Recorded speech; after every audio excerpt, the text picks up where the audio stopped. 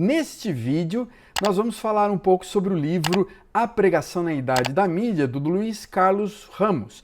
O Luiz Carlos Ramos trata de vários desafios para a prática da comunicação contemporânea, da espiritualidade, da religião, numa sociedade moderna como a nossa. Uma sociedade que é do entretenimento, do espetáculo, da mídia, enfim, nós vamos conversar um pouquinho sobre o livro dele. Meu nome é Rubens Múzio, seja bem-vindo ao meu canal, inscreva-se, participe.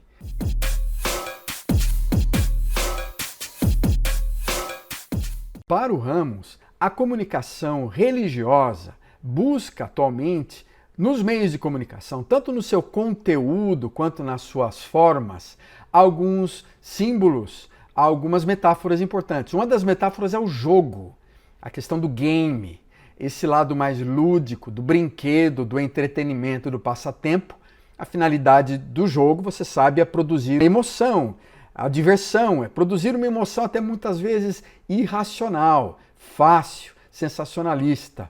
E as sensações e as emoções são muito importantes hoje, nessa estética do entretenimento. Cada vez mais, esse desejo de ter uma carga sensorial naquilo que a gente fala. E muitas vezes baseada no impulso brutal, no impulso meramente biológico, difícil de resistir. Tradicionalmente, tanto a Igreja Católica quanto a Igreja Protestante repreenderam todo esse lado do entretenimento, especialmente quando ele está em excesso. Você vê isso no século XVII, XVIII, XIX, mas você percebe cada vez mais essa influência do game nas nossas mídias, na nossa comunicação religiosa. A violência, comunicação religiosa também reflete esse fascínio do mundo moderno, a sedução que as pessoas têm com os temas da maldade, do fracasso, da morte, da catástrofe, das ameaças, da loucura, dos demônios.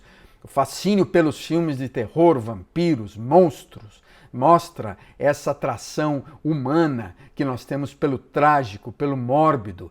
E a mídia é especialista na cobertura da tragédia. E, consequentemente, há o extremismo religioso, até um terrorismo espiritual que utiliza-se da violência. Sexualidade, o sexo também, nós sabemos do sucesso que as celebridades religiosas passam a utilizar-se até mesmo de símbolos sexuais, da imagem, das vozes, cuidadosamente produzidas. Nós não estamos tratando apenas da dimensão erótica, mas do corpo. Você percebe como os religiosos produzem aquelas mesmas reações emocionais de prazer, de sensações, de rosto, de gozo, de choro, muito semelhantes aos grandes shows de rock. A dimensão da sexualidade, então, essa dimensão da sensibilidade, do compartilhar emoções, medos, dores e prazer. Então extrapola muito a exploração plástica do corpo humano, fetiche, pela invasão da privacidade, voyeurismo como sendo um dos grandes triunfos da sedução da mídia. A televisão se converteu numa janela indiscreta que procura devassar a intimidade das pessoas. Também os seus sentimentos, suas misérias, suas fraquezas, suas vergonhas, outrora inconfessáveis publicamente, hoje plenamente, abertamente expostas por esse extraordinário senso, essa vontade de se exibir. E isso você percebe então acontecendo em formas com que nós tratamos temas ligados à família, nas igrejas, nos nossos cursos. Para Ramos, esse senso de exibicionismo que a gente percebe é visto no enfoque que nós damos ao tema da família, né? Toda a nossa comunicação com relação ao casamento, à sexualidade, ao relacionamento conjugal, à educação de filhos, é um tema muito mais frequente nos púlpitos, nos sites, nas músicas, nas conferências cristãs, e mostra essa necessidade da gente expor esse lado da sexualidade humana. Ramos busca compreender a comunicação cristã numa relação com 3 métodos diferentes e propõe 3 princípios. Os 3 métodos são os seguintes. Enquanto na comunicação tradicional religiosa da religião, o meio comunicacional é um encontro verbal, oral, nesse contexto do entretenimento, do espetacular, a comunicação tende a ser muito mais imagem, visual, Consequentemente, as imagens precisam ser tratadas com qualidade, com profissionalismo. As imagens precisam mostrar aquele senso mais do teatro, né? De uma emoção muito mais clara. Há uma dicotomia, então, frequentemente, entre aquela dimensão mais intelectual da fé com aquela dimensão mais do emocional e uma apreciação frequentemente com o narcisismo, né? Aquela preocupação com o ser humano, com a intimidade, com aquelas imagens que adquirem valores muito mais da nossa celebridade e o fascínio pelas estrelas, né? A veneração inclusive dos líderes religiosos. Enquanto a comunicação tradicional religiosa ela tem um alcance limitado a um público bem mais restrito, a comunicação da mídia hoje e da religião alcança um público muito mais amplo e diversificado. Então, para compensar essa diversidade da audiência, ela acaba se utilizando de teorias da comunicação que nós chamamos de redundância.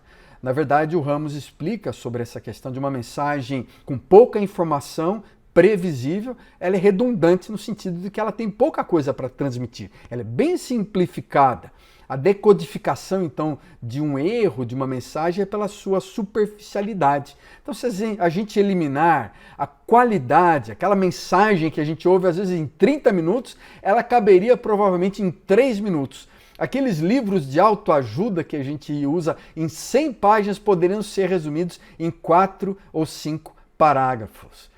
Enquanto a comunicação tradicional, religiosa, ela se propõe a se basear em temas teológicos, temas existenciais, temas sociais, essa comunicação hoje do espetáculo, do entretenimento, prefere aquilo que nós já falamos, os tópicos do jogo, do entretenimento, das expressões lúdicas, da violência, dos conflitos, as disputas, a hostilidade e do sexo, né, da sexualidade, da família, das emoções das pessoas. Porque isso acaba afetando muito mais, de forma muito mais persuasiva, atraindo muito mais as pessoas. Então, Deus, pátria, família, jogo, violência, sexo, acabam sendo esses temas exclusivos que o religioso, que a comunicação religiosa se utilize. É importante que nós estejamos alertas para realmente verificar os vários desafios que a prática de uma comunicação cristã, religiosa, contemporânea tem nessa sociedade do espetáculo.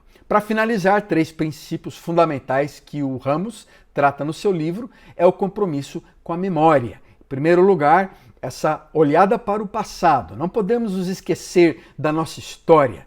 A história do cristianismo tem milhares de anos, ela tem muita coisa bonita para nos mostrar e ela é a garantia de valores importantes da liberdade, da justiça, da sociedade, do indivíduo, do amor, e ela é importante para possibilitar um futuro melhor. As mensagens, então, elas precisam estar voltadas para o sentido original dos textos bíblicos, para a compreensão do que Deus está falando nos textos bíblicos, para ser, na verdade, uma verdadeira mensagem cristã, uma comunicação correta. A compreensão do sentido original do texto, não aquilo que nós achamos, aquilo que a gente tenta interpretar, justificar para os dias de hoje.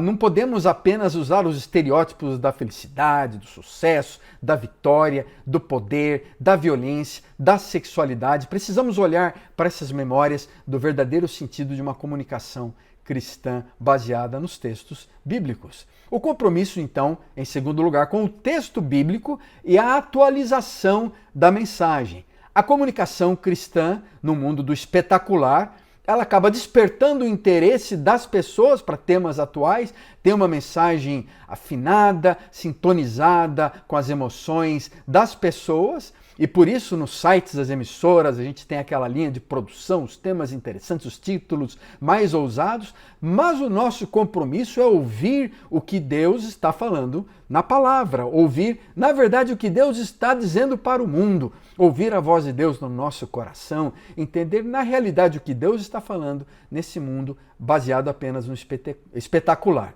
E em terceiro lugar, para finalizar esse compromisso com a esperança da vinda de um reino.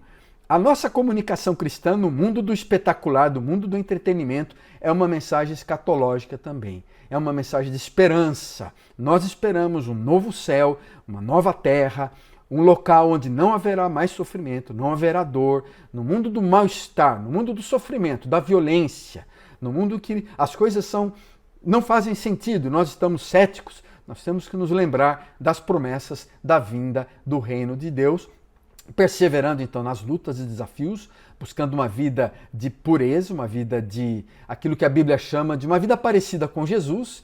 E esses discursos de uma vida parecida com Jesus praticamente desapareceram dessas mensagens motivacionais de prosperidade e bênção. Então não há uma exigência mais com a espera da vinda de Deus, da vinda do reino de Deus. E as audiências modernas, então, não mais suspeitam da possibilidade de transformação de Deus na vida humana, no caráter, na sociedade, as revoluções socioculturais, tecnológicas e econômicas e não o reino de Deus. Então estamos diante de diversos desafios, vários desafios para a prática da comunicação contemporânea, numa sociedade de mídia, do espetáculo, numa sociedade do entretenimento. Precisamos então buscar ouvir a voz de Deus ao redor, buscar ouvir a voz de Deus no mundo, ouvir a voz de Deus no nosso coração.